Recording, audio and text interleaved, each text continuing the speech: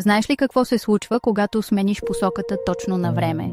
На 22 ноември Слънцето ще премине в Стрелец и ще остане там около 30 дни, носейки жажда за приключения и вдъхновение. Този преход на Слънцето ще отвори врати към по-широки хоризонти, като подклажда ентусиазъм и желание за учене. Енергията на Стрелец ще те тласне да разшириш възгледите си и да търсиш нови истини, независимо дали чрез пътувания, образование или духовни търсения.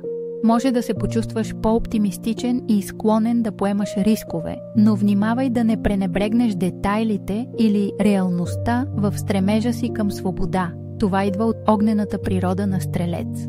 Използвай този период, за да планираш бъдещето, да се свържеш с хора от различни среди и да дадеш воля на любопитството си.